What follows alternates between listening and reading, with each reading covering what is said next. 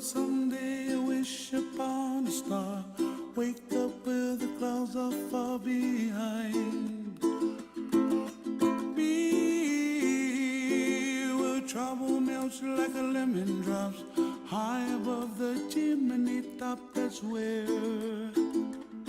you find me. Oh. Brought to you by Cornete Connections, bringing the print industry together for a higher purpose. Hi, y'all. Welcome to the inaugural episode of Raising the Stakes podcast. We're going to explore stories of people's rise and give back, how people have used their business to give back to their communities. Many of you know me from speaking about disability inclusion across the print industry. And the print industry has embraced my mission and really supported me throughout the entire journey. They've shed a light by providing stages, interviews, and we've made an incredible difference. There's actually true momentum where we're seeing full industry-wide change. All right, today we're joined by an industry legend, Rick Roth. Rick is one of the godfathers of screen print. He is also an incredible philanthropist, and he's a true friend. There was no better guest to have on the inaugural episode of this show because Rick has been supportive of my mission of disability inclusion since the beginning. I shared a stage with you, I think 6 or 7 times. You've been supportive since the beginning, and your support has helped us further our mission of disability inclusion across the print industry. And we're seeing real momentum where we're seeing screen printers and digital printers across the industry setting up disability inclusion programs. And we are truly changing this industry to go from being behind the times in disability inclusion to being in the forefront. So when I thought about how we were going to do a podcast, I wanted to do something that shed a light on other philanthropy that people are doing, because there's so many incredible people in our industry that are giving back and using their businesses as platforms. So the Rise part of the podcast is really helping people understand the story of how people went from the beginning of being inspired to go into business to being successful, but also to talk a little bit about the challenges along the way. And then the give back portion of the podcast is really to explore how people use their business success as a platform to give back. We want to help inspire you guys to do the same with your businesses. We want to help you know what Rick and our other guests are doing so that you can get involved and support their philanthropy and charities. And also look to see how we can provide platforms to other people so that we can really use our industry coming together, connected as one, to drive change and make this world a better place. Rick, thank you for joining us. Glad to be here. I was very inspired by your talk when you gave it, and it kind of resonated like in a different way. So I like that when you talked about inclusion, you're like, it makes business sense. So I always talked about like how fucking racist the organization is. I remember when I first started screen printing, I had a black customer, and the ink company had a peach color that was called Flesh, and I'm like, what the hell? This is like fucking embarrassing. Like, really? And I wrote to them, I was like, why are you calling it this? This is, like about, I don't know what % of the population, but it's not everybody I've ever seen. Like, and it's wrong, And so about racism, it's like stupid business sense. Like, appealing to ethics never worked that much. It works better to say, you know what, there's this many people in the world and you're not hiring women. Well, you just cut it to here. You're not hiring any black people, and you're not hiring this or that, disabilities. You're getting down here and you're belly aching about not having anybody work for you. It's stupid. Forget the ethics. It's stupid. And, kindred spirit I found in you, and so that was pretty inspiring. I love it. Well, you have not only been a supporter of my mission, but you have become a good friend of mine, somebody I respect, I look up to. Shouldn't we have like whiskey here or something? We first episode, we didn't think that one fully through. Yeah, later, but around. Okay. I think that people know you as this screen print legend. But I don't think people know sort of everything that you do in business. So let's just start off with, tell me what you do and tell me kind of the story of the progression of sort of your career. Well, it's funny. Someone was asking me recently, like, what was the first shirt I printed? I actually have the first one I helped print, actually, in freshman year in college. A guy in my dorm printed some Mr. Natural shirts, and I helped him. He printed like 12 by hand. So I helped them a couple more times, and then I went to Colgate University, and there was this beautiful building. It was made from stone on the campus, like from quarried on the campus. And the Olin Corporation wanted to tear it down because their building was meant to have an unimpeded view. And so we printed Save Old Bio. It was Old Bio, it was called. Save Old Bio shirts. They were really crudely printed, but I printed them in Old Bio because it was an art space at that point. And I was actually named Humanitarian of the Year at Colgate last year. And I went back there and I have a picture of me in front of Old Bio. Congratulations. They It's didn't tear incredible. it down. So I told people I falsely learned that screen printing and activism were always successful. Now you've gotten Neither a of lot. which is true. Yeah. Well, now you've gotten a lot of awards for screen printing, but I remember when you got that award from Colgate, and it was kind of one of the times I've seen you most touched by something Yeah. to be recognized by your philanthropy, and we are going to get into that, but keep going. Take me through. So, all right, here's your first shirt that you guys made to save the building. How does the career continue to progress from there? So I always printed shirts at we have a yearly event with my high school friends. Like we still do it, like 53 years or whatever it is. And so at one of these, another friend came and he was making postcards, and my nickname is Biscuit. So he would say, "Hey, Biscuit, you know how to print shirts. Let's print shirts of these designs I have." So all right. So I printed them in my basement. Like I cannot tell you how crudely. No, I think it's why I'm good at screen printing, because like if you can do it with nothing, then you can do it with machinery really well. So in my basement, I didn't even have like a hand press. You know, people start with a hand press, no hand press. By eye, putting the screen down with one hand, printing it, putting the screen on a box, putting the shirt on a clothesline. I actually have pictures of it because the guy was a photographer. He took pictures of us doing it. So then I printed these shirts for him, took them to a guy to sell, and they're like, no, we don't want any of those. But you know, these other cards that he does, they were joke couples. It was like Steve and Edie, but instead of the lounge singers, it was Steve Lawrence and Idi Amin, the dictator of Uganda, Right. and stuff like that. And he's like, I'll have 150 shirts. So I did those shirts, and I kept doing them in my basement. And one thing led to another.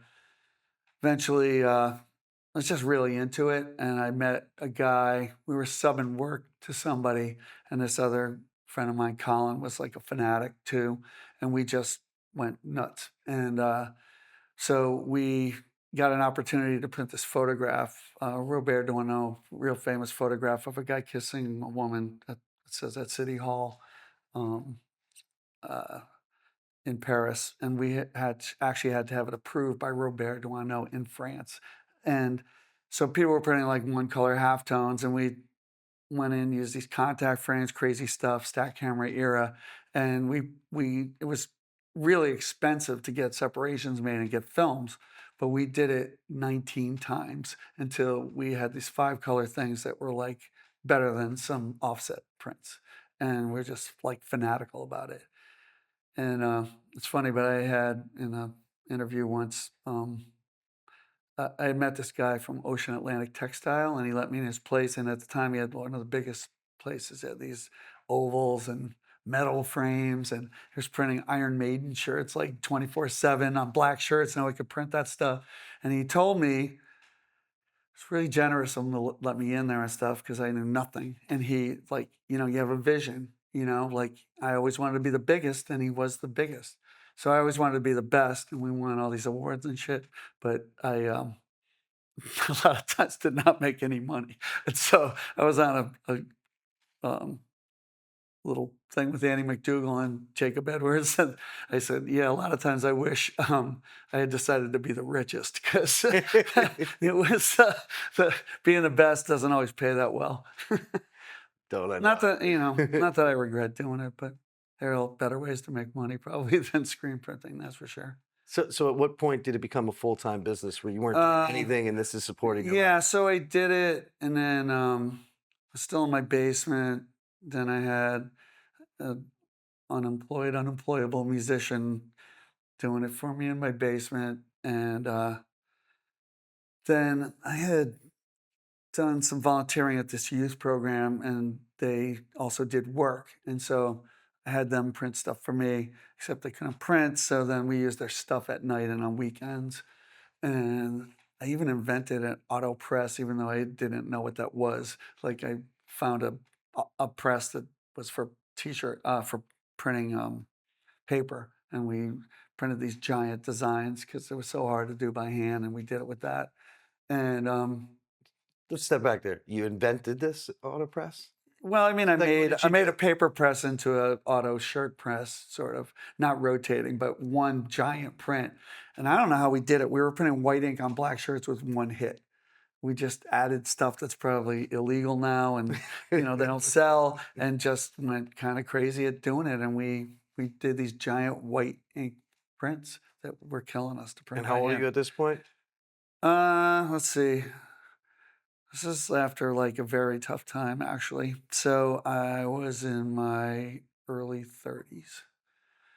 So I had been in a carpentry business with friends in my late 20s, and I have a rare disease in my ankle. And it's like so rare. There was like all the languages in the world. There was like 20 papers about it. Mm. It's called pigmented villonodular synovitis, basically an amorphous tumor. And I kept getting what felt like sprained ankles when I didn't do anything to sprain my ankle. And finally, after many times to the doctor, they diagnosed it.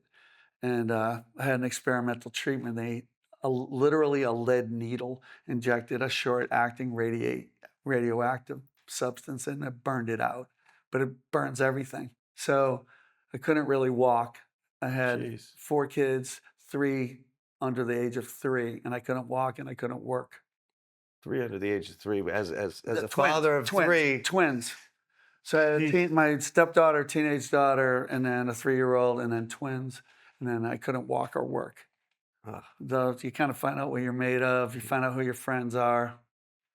Some surprising friends, When your chips are down, people will help you that you those are the didn't people you know. keep forever. I have one friend, I don't even see him that much. He'll help me more than anybody else did in my whole life. So how did that How did that experience in the carpentry business then I transition think you into realize you can make it through anything, like yeah, the lessons you learn from something aren't necessarily exactly what happened. Like when I was 16, I was hanging out with my friend. I had never been anywhere. I never saw like a mountain or anything, just suburban life. Parents didn't have that much money. They weren't poor, but we didn't go on trips or anything. We're like, let's go to Europe. And we're like, no, let's really do it. And we pre-internet research shit, found like the best deal. And you put your mind to something, you realize you can do anything. Like I was on a plane. Well, we figured this thing to do the next summer, but through a whole series of events, ended up in Switzerland like in January right after that. And like it was, then you realize kind of anything you put your mind to, you might be able to do. Maybe it won't come along exactly as you planned it. So I always say nothing happens without a plan, nothing happens according to plan, right? You're sitting home in your bed with the covers over your head, not a lot happens, right? But it doesn't mean you can set your mind to anything and it will happen. so you overcome this Yeah. major personal challenge and medical thing, and it inspires you to feel like you can really get through anything in life. But what's the transition from the carpentry into now I'm Some shitty full-time jobs. screen print? First, some shitty jobs, delivering things and stuff like that. And then I worked again at that youth program that had the equipment. And so we are still printing stuff in my basement. And the youth program was failing for some pretty horrible reasons, nothing to do with me and preceding me.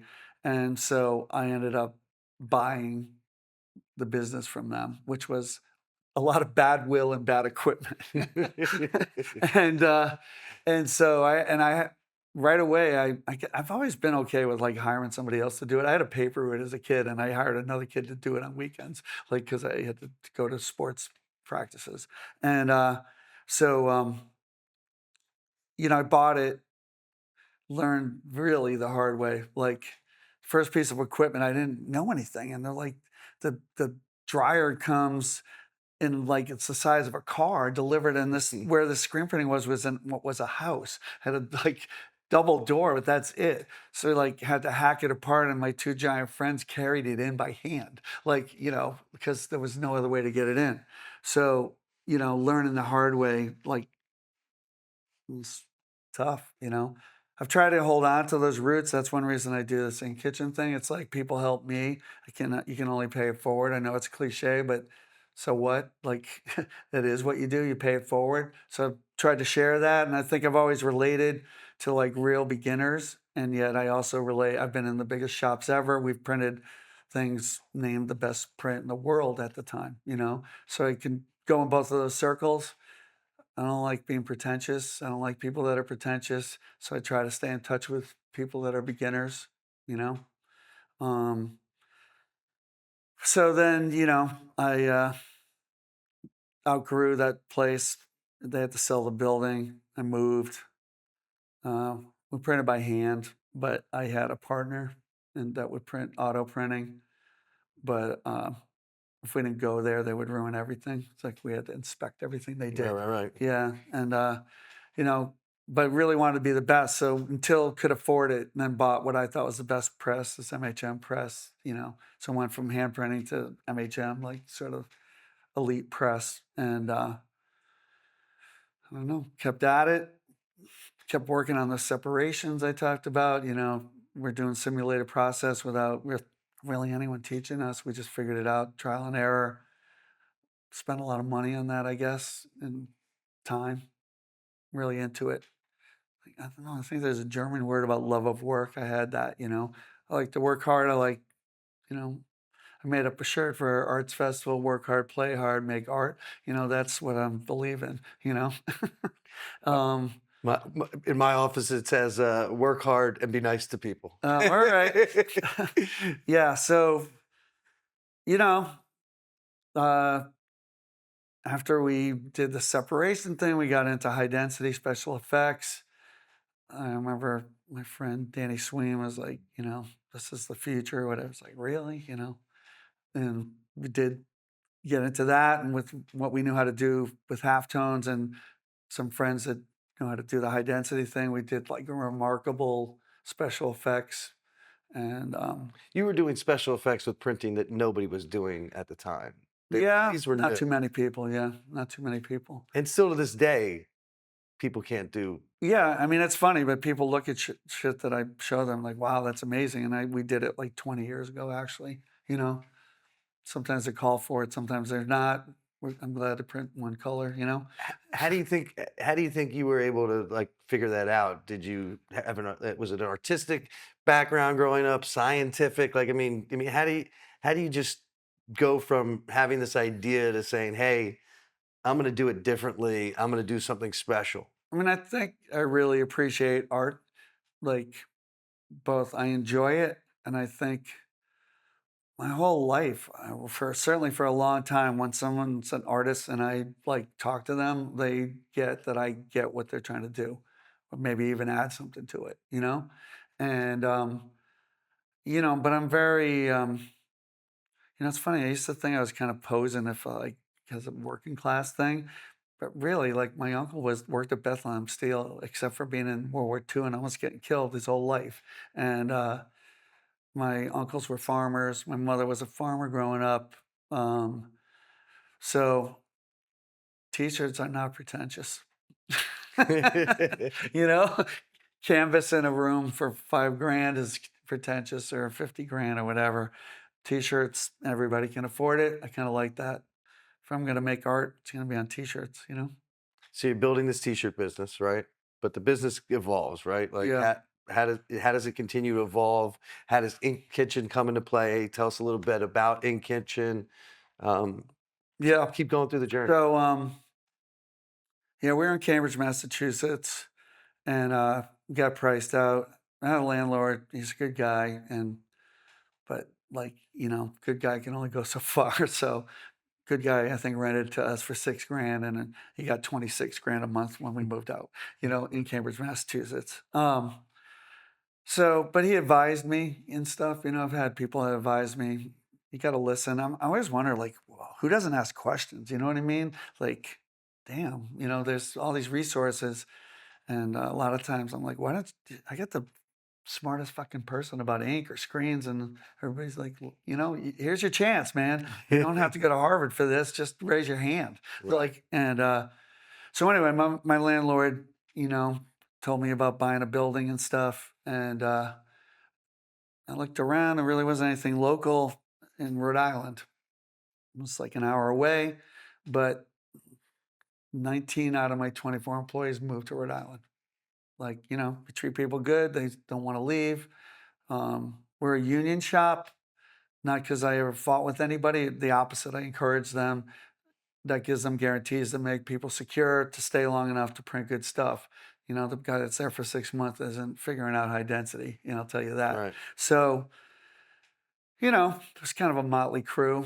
People had their issues or whatever, but surrounding myself with talent, really. I don't feel like I needed to be the smartest guy. I think that helps a lot. Had a lot of really, really capable people working for me. I was like being the treated well. dumbest guy in the room. I think that really is the Yeah, best way to sometimes. position Yeah, yourself. yeah. So, no, and I always, actually, one of the main guys, Brian Lassard, last night he was telling me, he's like, yeah, he would have quit screen printing, went to art school, but I got it so we could go to Lyon, France, to the FESPA and print shirts, and Mexico City to print shirts, and all over the country to print shirts, because we were the best. And like, you don't get that opportunity. A lot of people slave away and, east butt fuck, wherever, and don't get to go around. They're just tied to the press, and people got out there. I didn't ever fear that they would get hired, even though sometimes, to my detriment, they did get hired by other people. But Brian included. And we're Right. still friends and still work together. But you have to encourage people, see what's good in them, maybe overlook some of what's bad in them. I can't tell you how many people work for me with drug and alcohol problems. I think that's like everywhere been in my life. Yeah. People that killed themselves, Oof. Yeah. It's rough. Yeah. So I don't know. So in kitchen, I don't know where I hatched the idea, but I started myself. Well, tell us what is in kitchen for those that All don't right. So in kitchen is it's online repository of information, and I wanted it to be by screen printers, for decorators, you know, and there's a lot of bullshitters. I can't stand it. You know what I mean? And I don't, you know, people are beginners and they come to these shows in droves. Like, if you look at the percentages for a show, it's a lot of beginners, and there's a lot of people trying to sell them snake oil. And it really, really bothers me to take advantage of somebody that is really vulnerable and doesn't know. And that's just wrong. So you can't really call that out, although I'm tempted to go around with like, hey, this guy's a jerk. This guy's selling you a bunch of BS. This guy that's a consultant. Well, he's a consultant. He doesn't know how to print shirts. He knew like 40 years ago, or he stole some ideas from his customers, but he doesn't actually know. And like, let's talk to some people that actually know. And you know what? Some of those people are like have brown or black skin, or they might be a woman. What a freaking miracle, right? They're not on the stage, but let's put them on the stage because they do the work and they know what they're talking about. And so we have videos of people that I know what they're talking about, and then I share information. So I did it for a while, then it went kind of, I don't know, I didn't have time for it. And then my friend Tom Davenport, do it again. Our friend Tom Davenport. Yes. So we posted the next year 350 out of days of the year. We put a post up about like dye migration, or how to select the right embroidery thread or backing, or Which is unique because I think that so many people in this industry don't want to share. They don't want to help others, whether, we're going to talk about giving back from a philanthropy standpoint, but just giving back from a knowledge standpoint, which I think is such a beautiful thing that you've just been this open book of like, hey, let me give you the best information I can give you to be successful. Yeah, and when they find out how hard it is to do some stuff, they would never freaking try it themselves, you know? But yeah, I mean, and I don't give every last thing away, you know? Like, it's funny when you give, sometimes besides the people that are kindred spirits that give, you find a lot of people that are take, you know, because you're giving. So you got to be careful. I don't think I'm a sucker, you know? I'd rather fall on the sucker side though than the, you know, hold it in side.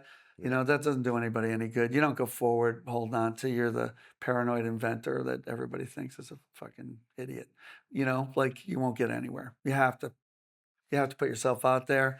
And you know what? When you put yourself out there, I don't know, it's like falling in love or something, right? You know, put yourself out there, nothing happens.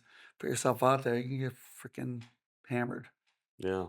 Well, I mean, Been married 3 times, just saying. I finally got it right, right? Third one's a charm, right? Yeah, right. Especially because I'm still married. I better say that. Yeah. So, all right. So you've got the screen print business, which you're still rocking and rolling at. You've Yeah. got In It Kitchen. was not always rocking and rolling, I'll tell you that, but we'll No. get into that. Tell me. All right. So it was around 2008, had over 30 employees, many temps, so maybe 60 people in the building some days, that many, killing it. And then there were a series of really bad events, was 2 people. And one wasn't me. I was on unemployment. And I had like 400,000 in debt, I think. And that was how many years ago? Is that 18 years ago? Yeah. So I can retire if I want to. I paid everybody back. Wow. Stupid, some would say. You know, like should have gone bankrupt. I don't know. It wasn't my way. That friend I mentioned, Sal Consiglio, the bank was trying to like get me, like take my business, building, and house because I was not like doing that great, right? But I had paid them every month on time for 7 years, right? Or 9 years, whatever it was. Later, I find out they're trying to sell the bank, so they don't want any like risky investments, kind of. So it had nothing to do with anything except their greedy assholeness, you know? So my friend lent me the money to pay the bank off. That's a hell of a run. As it turned out, sometimes a good turn works out. Pulled money out of the stock market right before it crashed to do it, and I was paying them a high percent. So I was like, I'm not saying that was a good thing. I'm just saying I'm so happy it turned into a good thing. You know what I mean? I'm not saying, yeah, he did that for that, because he didn't do it for that at all. It just was a nice fringe benefit, you know? So in this kind of darker moment Yeah. where you're, bankruptcy. Oh, that was nothing. That was nothing. No, that's so my wife left me with her 4 kids and our sort of foster kid in high school. My bookkeeper embezzled Jeez. money. Yeah, great times. My accountant, who always had my back, died of esophageal cancer. Yeah, that's grim, I'll tell you, you know? So all that stuff, it's like, I don't know, man. I sometimes wonder, like, you put your one foot in front of the other. The kids, their father and their mother had left them. So, like, with them, it was like triage. Like, what's the worst thing Yeah. on some day? I'll deal with that. Like, you just couldn't deal with it all. It was like, So what made you not just give up and say, you know what, screw this entrepreneur life that I'm chasing. I'll just go Yeah. get a job, whether it's shitty or not, to go support myself. Like, how do you get out of bed every day and just keep pushing through? I don't know. I don't like working for anybody. That's definitely the big part of it. I won't say I'm that as gung ho about entrepreneurship as I'm anti the opposite. Right, right. um, and yeah, like I guess the control of it, even though you're not controlling it. I don't know. I think you said earlier something, but all the beautiful things about entrepreneurship, people think, oh, might make my own time and make a lot of money and stuff. Is If you really want that, you'd be a salesperson for a good company. Then you can make your own time and make unlimited money from the right company. So You who's the fool, me, the salesperson who went into business for myself? Yeah, you should have just been a salesperson. You would have been much better off because that's I think what a lot of people imagine is it, and that's not what it is. You don't get paid sometimes, and it's it's got pretty bad. I had like no money at one point. I had once before had like no money. People with money is not the same as being no money and not knowing anybody with money that likes you. Like a lot of homeless people are because they're jerks and no one will let them stay on their couch. Like they got problems besides money, right? If you have people that like you, you can kind of get through most things. I think friends are maybe more important than money, even because your money could go away and your friends will not. The true friends. Yeah, well, the strength S- of your relationships Yeah. really are the value in life, and you bring up such a good point, which is part of the inspiration for this is that you know so many people look at entrepreneurs and they see social media and they see you getting awards and they see successes, they Right. see glamorous names of clients you're working with, and they think, and you work for yourself, so they just think your life is just so great. And this isn't about telling people how bad it is, but it's more about letting the business owners and entrepreneurs out there know that, like, no matter how successful you get, there is dark times. Everybody has to push through these very difficult situations of testing your family and bankruptcies, and it's not all gumdrops and rainbows, and it is a hard, long, lonely road a lot of times to success as an entrepreneur. Now, don't get me wrong, I'm like you. I don't think actually. I think any Oh, of that is not even that bad. So, one thing I've done is so I actually was home. Yeah, I was homesick from work, and I had seen stuff. I had a teacher at graduate school, a nun, and she had told me about Amnesty International and that they fought torture and stuff, and I knew about it, but I didn't join or anything. And then I was sick, and so I had time to call, and I called, and I went to a meeting, and I've been an Amnesty International member for. Well, I went to a first meeting with so it's weird. I think making the world a better place is important for your kids and not just raising them. mhm. So a lot of my friends had kids and they retreated from doing activism of the 60s and stuff. I was like, no, like, what are my kids going to inherit for a world? So I actually went to my first meeting when my stepdaughter was like 11 or 11 or so, and my baby daughter, and she helped me, and we went to a meeting. And so I know how long I've been doing it. It's 44 years because my daughter's 44. I'm And 44. I'm not trying to make you feel yeah, yeah. So no, it's all right. So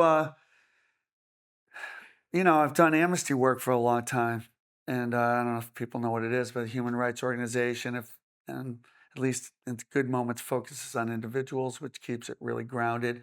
It's not like this, like treaties or whatever. It's about like a real person, like you or I, that's in fucking prison, right? So we worked for a while on these case of these. Well, this is related to work too. So we worked on a case of these 14 nuns in Tibet. China occupies Tibet since the 50s, and it's like horrible, and they can't speak their own language, etc. So we worked on the cases of these dropsheet 14 nuns. They had sung these songs like, not like, fuck the motherfucking Chinese government. It was like, I want to be free like a bird in the sky, right? right. And they were given these like draconian sentences. So, um, and in horrible prison, the dropsheet prison is. And so we worked on this case, and they were actually freed. And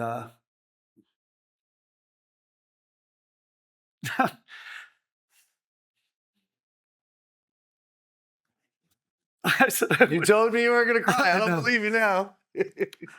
So one of the nuns gets a Reebok Human Rights Award. And so she comes and we tell her everything that we did. And she's like, oh, that makes it all worth it.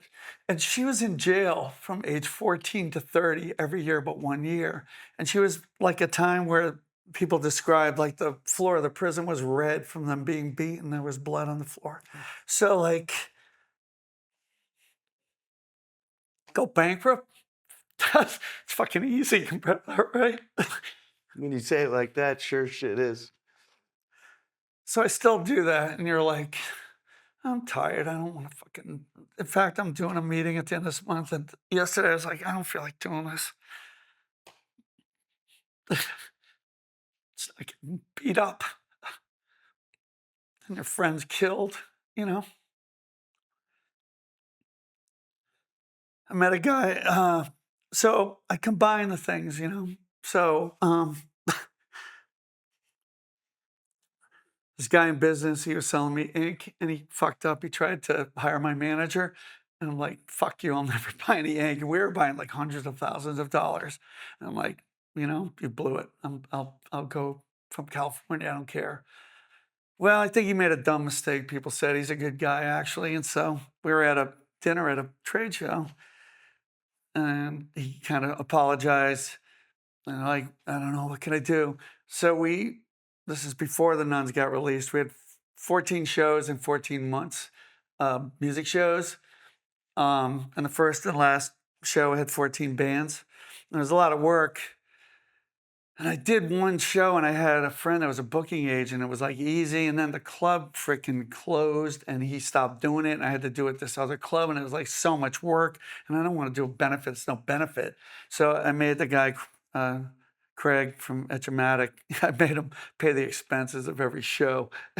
So we always made money because he paid the expenses. So even if 5 people came, we made $60 or whatever. So plus, you know, like, you can't feel bad for yourself, right? Like, oh, I got to put on a music show, and it's so hard. Like for somebody that's like getting their shit kicked out of them every day and their friends killed. You know, I went to a trade show in Mexico City, and I always combined the things. And I looked at the local Amnesty group, and the guy from Colombia had been forced to leave, and like we went through a notebook of all his friends that had been murdered, like Jeez. people after people, not like 1 or 2. And that's a bad side. I'll say a good one. So a good one was when I was doing consulting in Poland. I met the Amnesty people, and I went up to Warsaw, and I met the group there, and I told them all the stuff we did. So instead of like, Amnesty is known for writing letters. We got, I don't know where we get the big ideas, but we had a human rights festival twice with 5,000 people, and we had like did all this like big stuff. And You're putting on this festival. yeah. Yeah. Yeah. You know, you do what you can when you can. You have the right connections. You use what you are.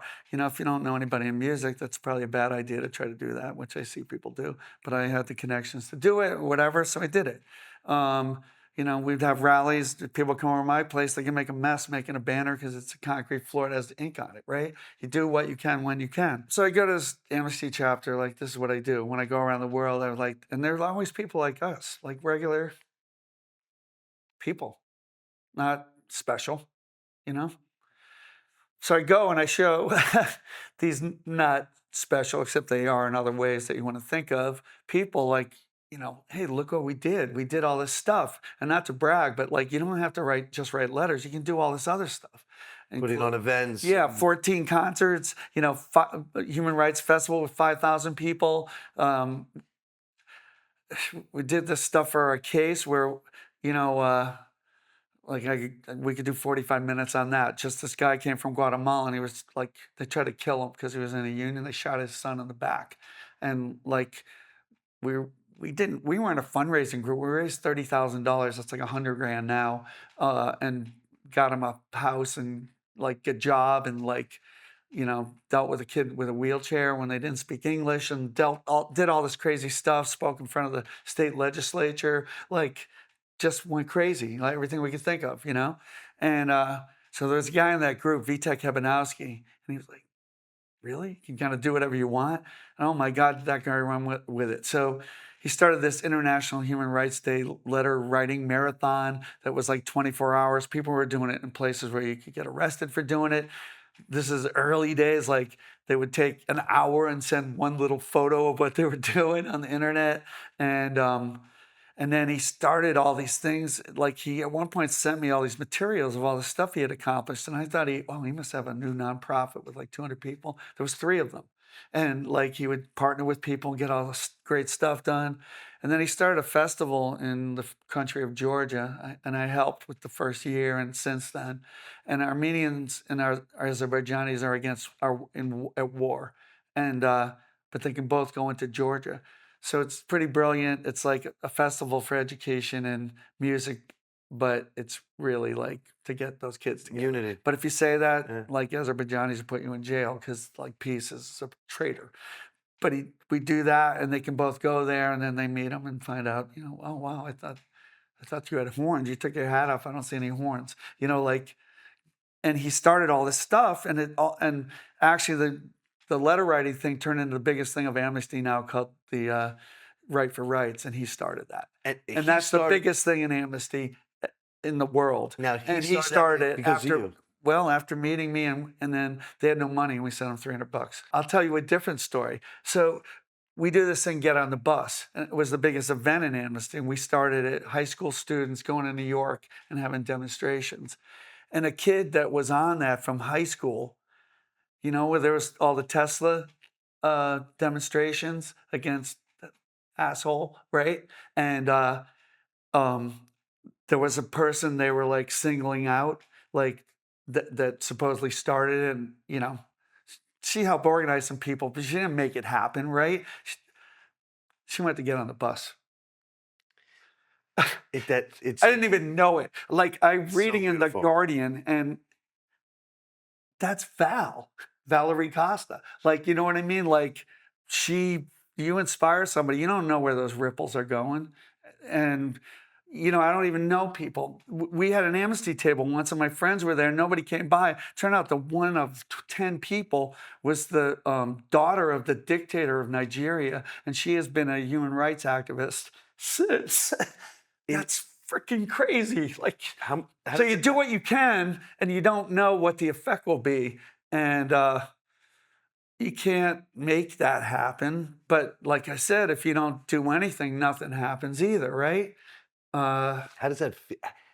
So for me to get somebody whose life you've impacted either directly or inspired to help them impact other people's lives, that feeling to me is like the greatest feeling in the world outside of my family and children's love for, right? Like outside of that, there's like nothing professionally or personally that fills my cup more than impacting people's lives.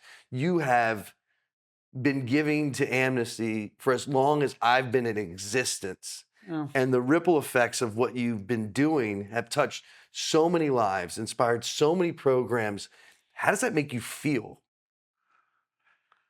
I mean, I'm pretty proud, I guess, but like, I don't know, that's not why I do it, really. I don't know. Why do you do it? I told you. Ironically, some people say, like, if you don't spend 24/7 with your kids, like you're neglecting them. Nah, I mean, kids are pretty resilient, and like, I'd rather be a model. Showing them the way. So I don't even know if she knows half of what I do. But my granddaughter is 9. Last year when she was 8, she saw on TV the fire in Altadena burned this like preschool up, and she lives in Minnesota and it's so freaking cold. So she made a hot chocolate stand to send them money.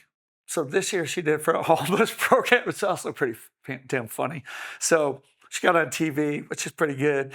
The TV announcers somehow went from like in 2 minutes from talking about how good that was to like, oh yeah, hot chocolate. Yeah, the football team had that to warm themselves up. That and chicken broth. And the other guy goes, oh yeah, hot chicken broth. When I'm in the deer stand, I have hot chicken broth. So he went from like a kid raising money for homeless people to like shooting deer, but still, at least it was on TV. So I don't know. You try to inspire other people. You do what you can when you can. I mean, the homeless program here, I took 3 of the sponsors of the poster printing, someone from Samar, from Stalls, and from Easy Way out to what they do.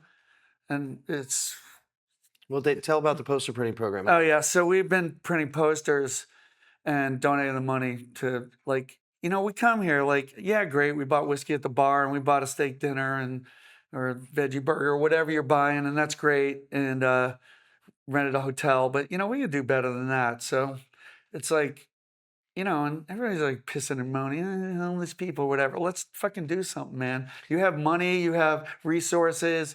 Let's get together and do something. So you did something. Tell us, but tell. All right. about So what the I program. did was, and a lot of people want to do good. I have these rules. Like if you're organized and they think it will really make a difference and you ask for what they do, not like ask them to do something out of their wheelhouse, people will almost always help you. I like that. They will. So, I researched it. It was a little bit hard to find a place that wasn't I'm not giving it a place where the people running are driving around in Cadillacs and 10% goes to the homeless people. You wanted to find the right Yes. charity. So I found the right guy. Some calls, and this guy grew up here with Snoop Dogg in high school, actually, and he is out. There's 4,000 to 5,000 homeless people at any time in Long Beach, California, which isn't that big of a place.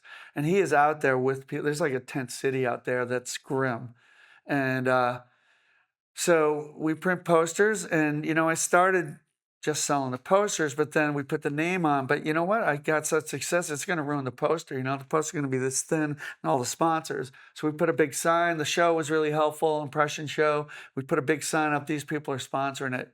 And we have, on the 3 impression shows, now I believe we're over $150,000 in 3 years for a program here, one in Fort Worth and one in Atlantic City. And, the sponsors that give the most and say yes are the 3 Easy Way, Stalls, and Samar. The people went out there with me and they're like, oh my God, this is unbelievable what he's doing. So he's picking up trash, picked up like 3 million pounds of trash or some enormous number, organizes them, pays them. And then instead of like, come on downtown and change your life, he's out there, he sees what people need. Like, I don't know about you, but I've known people that are homeless and in my life, and there's a lot of different reasons: mental illness, drugs, terrible events that happened to them, PTSD, whatever it is.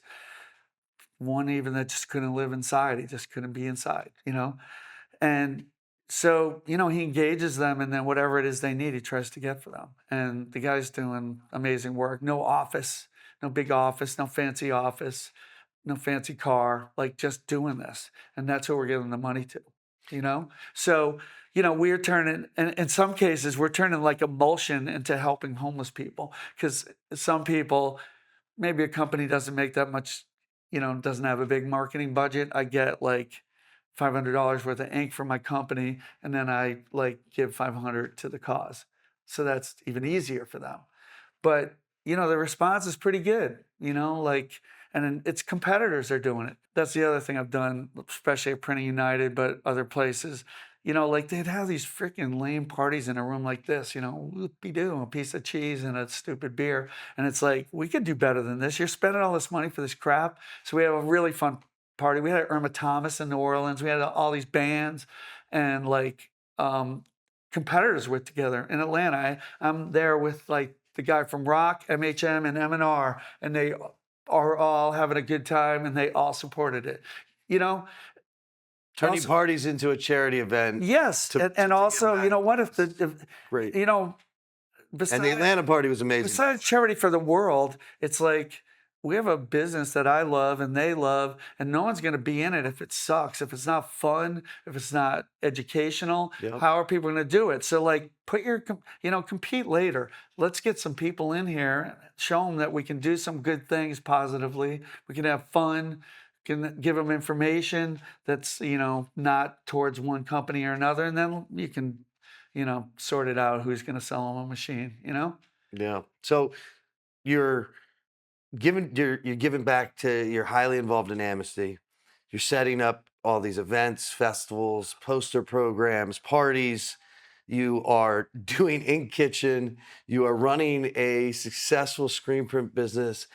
I think that a lot of people don't think that they have time to do philanthropy, or don't have, they're so focused You know on how their core business. How do you balance doing so many things?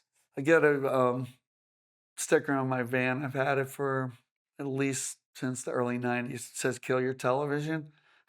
Because I'm telling you, and maybe now it's streaming something, but people even that say they don't watch television. Well, yeah, my favorite show, and yeah, sometimes when I'm tired, I sit in front of it, and like, yeah, I do watch, all the football games and whatever. I'm sorry, you spend 10 to 12 hours a week on television, instead 10 to 12 hours on your hobby, or 10 to 12 hours on philanthropy, or 10 to 12 hours calling your friends. I'm telling you, Yeah. they say actually, if you have the proper instruction and you spend 10 to 12 hours a week perfecting what you do with the right instruction, that you'll be elite in 10 years. We're elite screen printers. I think that was part of it. Never watched freaking TV. Didn't have one. Well, And I don't know why. Figure that out. Good for your kids too. Although now they'll look at their phone maybe. But my kids are amazing people also, and I think that's part of it. Like you spend time doing other things. how can the audience help get involved with Amnesty? How would I you mean, I always say do what you can when you can. You know what I mean? Everybody has different resources. You can't do what I do. You do what you do. You know what I mean? So you had an insight into disabled people, and you have a business that can hire people that are quote unquote other just abilities, and I don't know, somebody else lives upstairs from a person downstairs that's can't shovel their walk. right? Go shovel their walk. Just just put good You don't know into the what world. effect it would be, right? You just look around you, be creative. Don't think you can't do stuff. Don't let anybody tell you you can't. There's plenty of ways to engage, and find one that fits you. Then find another one that fits you. And if it doesn't fit you, go on and do something else. I mean, there's a lot. I mean, I meet people in the show. They're better people than me, man. I have done some bad things in my time too. There's a guy at one of the companies. His son has this like horrendous like disease, and he takes care of him in like amazing ways. Like degenerative, Yeah, like lady who lived next door to me watched her husband until Alzheimer's till he didn't know her. it's beautiful. So that's a great segue. I want to give you, because this show is really about putting a spotlight on the beautiful things that people are doing in this industry to give back. And I've been so appreciative of the spotlight that you've helped put on me and my mission for disability, and appreciate you sharing the stories, both personal and business. It's you are a wonderful human being and a good soul. I'm proud to have you as my friend. Um, it really, how you've supported me over the years has been incredibly special, and our shared vision for inclusion um, really kind of brought us together in the beginning, and it's great to sit down here and talk to you. I want to thank our sponsor for the show, Corny Connections, which is bringing the industry together for a higher purpose. And you know with Connections 2026 coming up, the goal is to bring together industry leaders to cultivate ideas and really hopefully do exactly what you said, create more opportunities for people to be inspired, people to look at their businesses on how they can give back to the community, how they can use their businesses as a platform, how we can bring the community closer together, because there's plenty of other people out there that are willing to help sponsor your cause, your event, your mission. And my hope is that we can continue to shed a spotlight on those missions so everybody can see the incredible things that are happening within this industry, and how just one person can have a ripple effect that can be felt across the world. Thank you for joining us. Oh, someday I wish upon a star. Wake up where the clouds are far behind. Be where trouble melts like a lemon drops. High above the chimney top, that's where you find. This episode of Raising the Stakes was brought to you by Corning Connections, bringing the print industry together for a higher purpose.